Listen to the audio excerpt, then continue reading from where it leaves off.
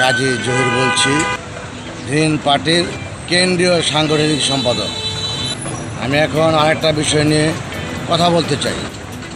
আপনারা জানেন, ঘুষ দুর্নীতির জায়গা এখন বাংলাদেশ নয়।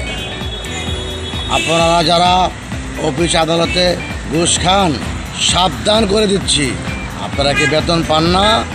যদি কোনো প্রকার খবর পাই তাহলে ভেবে রাখুন, আপনাদের খবর করে দেব। কারণ বাংলাদেশের মানুষের কষ্ট ও পরিশ্রমের টাকা, এটা দুর্নীতি করে আপনার পকেটে ঢোকার কথা নয়। বাংলাদেশ দ্বিতীয়বার স্বাধীন হয়েছে। আমাদের গ্রিন পার্টির চেয়ারম্যান রাজু আহমেদ খান বলেছেন, যেখানেই দুর্নীতি সেখানেই প্রতিরোধের গ্রিন পার্টি।